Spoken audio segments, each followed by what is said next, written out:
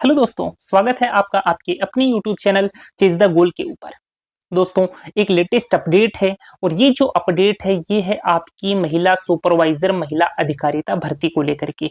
अभी कुछ देर पहले इसका जो डॉक्यूमेंट वेरिफिकेशन का जो शेड्यूल है वो शेड्यूल जारी किया गया है। उसके अंदर कितने गुना कैंडिडेट्स को डॉक्यूमेंट वेरिफिकेशन के अंदर मौका मिला है उसको लेकर के हम बात करेंगे। इसके अलावा डॉक्यूमेंट वेरिफिकेशन किस डेट से लेकर के किस डेट तक चलेंगे उसको लेकर के हम बात करेंगे। जो आपका स्क्रूटनी फॉर्म है उसका लिंक किस डेट से किस डेट तक इनेबल रहेगा उसको लेकर के भी हम बात करने वाले हैं। तो आपने यदि अभी तक इस चैनल को सब्सक्राइब नहीं किया है तो आप इस चैनल को सब्सक्राइब जरूर कर लें ताकि राजस्थान के अंतर्गत आने वाली भर्ती परीक्षाओं की लेटेस्ट इंफॉर्मेशन आप लोगों तक तुरंत पहुंचे। तो दोस्तों, यदि हम इस नोटिस की बात करें, यदि हम इस नोटिफिकेशन की बात करें तो इसमें देखिए क्या कुछ मेंशन किया गया है।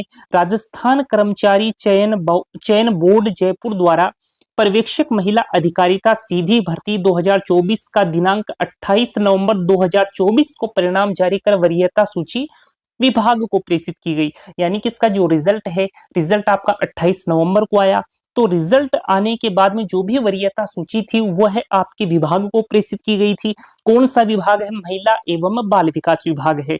तो उक्त वरीयता सूची में से विभाग द्वारा वर्गवार विज्ञापित रिक्त पदों के 2 गुना अभ्यर्थियों को, यानी कि जितनी इसके अंदर वैकेंसीज थी उनके 2 गुना कैंडिडेट्स को यहाँ पर डॉक्यूमेंट वेरिफिकेशन के अंदर बुलाया गया है। कितने गुना कैंडिडेट्स को बुलाया गया है? 2 गुना कैंडिडेट्स को। 2 गुना अभ्यर्थियों को ऑनलाइन विस्तृत आवेदन सह निरीक्षा फॉर्म यानी कि स्क्रूटनी फॉर्म भरवाए जाने तथा पात्रता की जांच एवं दस्तावेज सत्यापन के लिए सूचीबद्ध किया गया है। उक्त सूची पूर्णतया अस्थायी अनंतिम है। पात्रता की जांच एवं दस्तावेज सत्यापन के पश्चात पात्र पाए गए अभ्यर्थियों में से रिक्त पदों के अनुसार वरीयता के आधार पर श्रेणीवार अभ्यर्थियों का चयन किया जाएगा। यानी कि 2 गुना कैंडिडेट्स को डॉक्यूमेंट वेरिफिकेशन के अंदर बुलाया गया है। उसके बाद में जितनी भी आपकी वैकेंसीज हैं उन वैकेंसीज के 1 गुना कैंडिडेट्स को ही यहाँ पर सिलेक्ट किया जाएगा।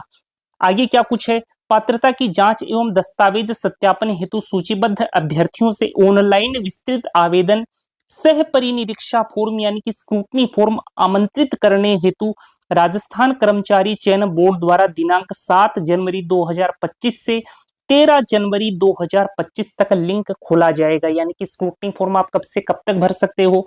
आप 7 जनवरी 2025 से 13 जनवरी 2025 तक स्क्रूटनी फॉर्म भर सकते हो। इसके अलावा पर्यवेक्षक महिला अधिकारिता सीधी भर्ती परीक्षा 2024 में सूचीबद्ध अभ्यर्थी राजस्थान कर्मचारी चयन बोर्ड की आधिकारिक वेबसाइट पर विस्तृत आवेदन सह परीक्षा फॉर्म को मई दस्तावेज भरना सुनिश्चित करें। सूचीबद्ध अभ्यर्थियों की पात्रता की जांच एवं दस्तावेजों का सत्यापन, जो आपका डॉक्यूमेंट वेरिफिकेशन है, उसकी दिनांक क्या है? उसकी दिनांक आपकी 20 जनवरी 2025 से 22 जनवरी 2025 तक प्रातः 9:30 बजे से आपका डॉक्यूमेंट वेरिफिकेशन स्टार्ट होगा। 2 गुना कैंडिडेट्स को बुलाया गया है। स्क्रूटनी फॉर्म आप 7 जनवरी से 13 जनवरी तक भर सकते हो। डॉक्यूमेंट वेरिफिकेशन आपका 20 जनवरी से शुरू होगा जो 22 जनवरी तक चलेगा। सुबह 9:30 बजे शुरू होगा और यहाँ कहाँ पर किस जगह पर ये आपका डॉक्यूमेंट वेरिफिकेशन की प्रोसेस होगी उसका एड्रेस भी यहाँ पर मेंशन किया गया है। आयुक्तालय महिला अधिकारिता महिला एवं बाल विकास विभाग J7 झालाना संस्थानिक जयपुर में किया जाएगा। ये एड्रेस भी यहाँ पर मेंशन कर दिया गया है। तो आपको 20 जनवरी से 22 जनवरी के बीच में यहाँ पर पहुंचना है। सूचीबद्ध अभ्यर्थी पात्रता की जांच एवं दस्तावेजों के सत्यापन हेतु उनके रोल नंबर के आगे अंकित दिनांक को आवश्यक रूप से उपस्थित हुए। तो जो भी रोल नंबर है उस रोल नंबर के आगे डेट भी मेंशन की गई है, वक्त भी मेंशन किया गया है, टाइम मेंशन किया गया है कि आपको किस डेट को किस टाइम पर दिए गए एड्रेस के ऊपर डॉक्यूमेंट वेरिफिकेशन के अंदर पार्टिसिपेट करना है। आगे क्या कुछ है?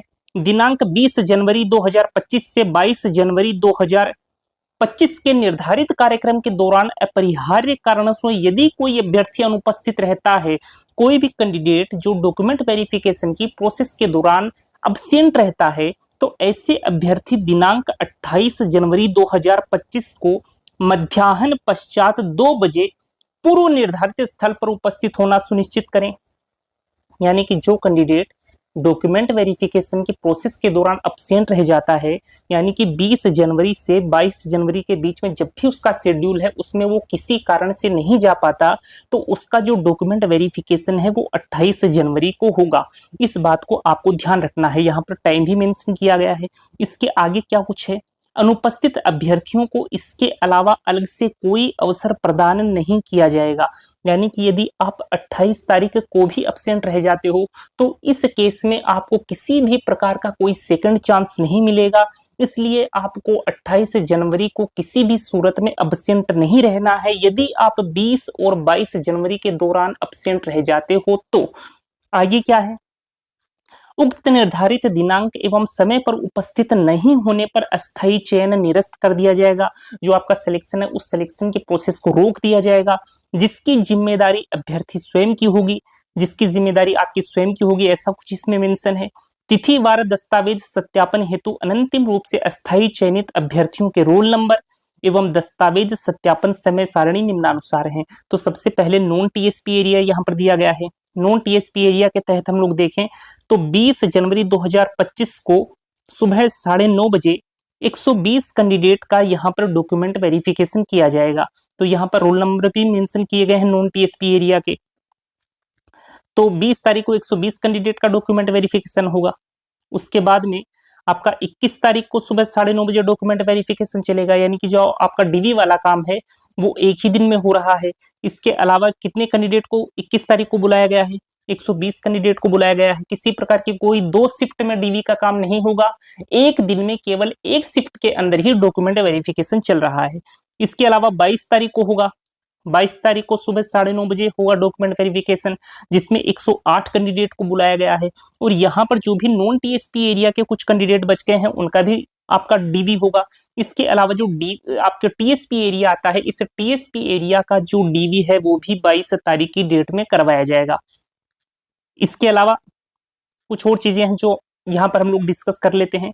जैसे पात्रता की जांच हेतु उपस्थित होते समय निम्न बातों का विशेष रूप से आपको ध्यान रखना है। क्या कुछ बातें हैं, जैसे पॉइंट नंबर फर्स्ट यदि हम लोग देखें तो इसमें क्या है, समस्त अभ्यर्थी पर्यवेक्षक महिला अधिकारिता सीधी भर्ती 2024 के लिए राजस्थान कर्मचारी चयन बोर्ड द्वारा दिनांक 13 फरवरी 2024 को जारी विज्ञापन संख्या इतनी का ध्यान पूर्वक अध्ययन कर लें।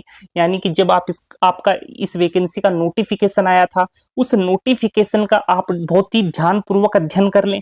अब यदि हम पॉइंट नंबर सेकंड की बात करें तो अभ्यर्थी 2 प्रतियों में ऑनलाइन विस्तृत आवेदन सह परिनिरीक्षा फॉर्म डिटेल्ड फॉर्म कम स्क्रूटनी में समस्त दस्तावेजों की स्व प्रमाणित प्रति एवं जमा फीस की 2 प्रतियां अपने साथ लाएंगे या फिर लाएंगे। आपको क्या करना है कि जो भी आपका स्क्रूटनी फॉर्म है उस स्क्रूटनी फॉर्म की एक प्रिंटेड कॉपी आप निकालेंगे। इसके अलावा स्क्रूटनी फॉर्म भरते टाइम जो भी आपने फीस डिपॉजिट करवाई है उसकी भी आपको प्रिंट आउट लेना है। इसके अलावा जो भी आपके डॉक्यूमेंट्स हैं उनकी भी प्रतियां आपके पास होनी चाहिए और ये सेल्फ अटेस्टेड होनी चाहिए। इसके अलावा क्या कुछ है, पॉइंट नंबर 3 की यदि हम बात करें, शैक्षणिक योग्यता, आयु, जाति, मूल निवास, चरित्र, विशेष योग्यजन, विवाह, खेल, राष्ट्रीयता, सेवारत होने पर सक्षम अधिकारी द्वारा जारी अनापत्ति प्रमाण पत्र, समस्त आवश्यक मूल दस्तावेज एवं प्रमाण पत्र तथा स्वयं का पहचान पत्र एवं 2 नवीनतम पासपोर्ट साइज की फोटो आवश्यक रूप से साथ लाएं। जो भी आपके ओरिजिनल डॉक्यूमेंट हैं वो आपको सारे के सारे लेकर जाने हैं। इसके अलावा जो भी उनके प्रिंट आउट हैं वो आपको साथ में लेकर जाने हैं। जो भी आइडेंटिटी प्रूफ है, जो भी आपका पहचान पत्र है वो आपको साथ में लेकर जाना है। इसके अलावा जो आपकी 2 नवीनतम पासपोर्ट साइज के जो फोटोग्राफ्स हैं वो भी आपको साथ में लेकर के जाने हैं। पॉइंट नंबर 4 को यदि देखें, अभ्यर्थी अपना ई आधार कार्ड डाउनलोड कर जिसमें क्यूआर कोड अंकित हो की प्रति आवश्यक रूप से साथ लाएं। जो भी आपका आधार कार्ड है जिसके ऊपर आपका क्यूआर कोड मेंशन हो उसकी जो फोटोकॉपी है वो भी आपको साथ में लेकर के जानी है। विस्तृत आवेदन पत्र, यानी कि जो भी आपने ऑनलाइन एप्लीकेशन जो भरा था उसको बोलते हैं विस्तृत आवेदन पत्र, के साथ प्रमाण पत्रों एवं दस्तावेजों की स्व प्रमाणित प्रति संलग्न करें, यानी कि जो आपने ऑनलाइन जो एप्लीकेशन भरा था उसका भी आपके पास प्रिंट आउट होना चाहिए। इसके अलावा प्रमाण पत्रों एवं दस्तावेजों का भी आपके पास प्रिंट आउट होना चाहिए। वो आपके पास ओरिजिनल डॉक्यूमेंट भी होने चाहिए, आपके पास उनकी फोटोकॉपी भी होनी चाहिए। इसके अलावा जो आपका स्क्रूटनी फॉर्म भरा है उसकी फोटोकॉपी होनी चाहिए। जो आपका स्क्रूटनी फॉर्म के दौरान आपने जो भी फीस डिपॉजिट करवाई है उसकी भी आपके पास फोटोकॉपी होनी चाहिए। जिन अभ्यर्थियों द्वारा ऑनलाइन विस्तृत आवेदन सह परीक्षा फॉर्म यानी कि स्क्रूटनी फॉर्म नहीं भरा गया, वे अभ्यर्थी राजस्थान कर्मचारी चयन बोर्ड की वेबसाइट से उक्त फॉर्म डाउनलोड कर प्रिंट लेकर उसमें समुचित प्रविष्टियां कर 100 रुपए के पोस्टल ऑर्डर के साथ दस्तावेज सत्यापन हेतु उपस्थित हुए। तो ये यहाँ पर चीजें मेंशन की गई हैं जो हमारे द्वारा आपको यहाँ पर बता दी गई हैं। तो यहाँ पर यदि हम कुछ चीजें और देखें तो सबसे पहली चीज कि 2 गुना कैंडिडेट्स को यहाँ पर डॉक्यूमेंट वेरिफिकेशन के अंदर बुलाया गया है। इसके अलावा आपका डॉक्यूमेंट वेरिफिकेशन कब से स्टार्ट होगा? डॉक्यूमेंट वेरिफिकेशन 20 जनवरी से स्टार्ट होगा और वो कब तक चलेगा? वो 22 जनवरी तक चलेगा।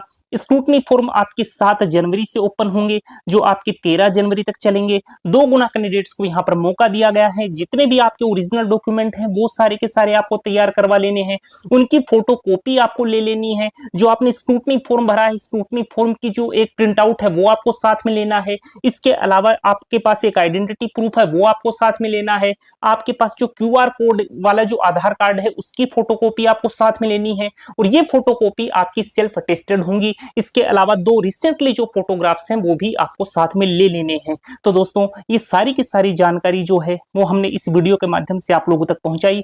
उम्मीद करूंगा दोस्तों कि वीडियो आपको पसंद आया होगा। यदि वीडियो आपको पसंद आया है तो आप इस वीडियो को लाइक जरूर कीजिए और आप इस चैनल के ऊपर नए हैं तो आप इस चैनल को सब्सक्राइब जरूर कर लीजिए ताकि राजस्थान के अंतर्गत आने वाली भर्ती परीक्षाओं की जानकारी आप लोगों तक टाइम टू टाइम पहुंच सके। तो दोस्तों हम मिलेंगे एक और शानदार सी लेटेस्ट अपडेट के साथ। तब तक के लिए धन्यवाद, शुक्रिया, जय हिंद दोस्तों।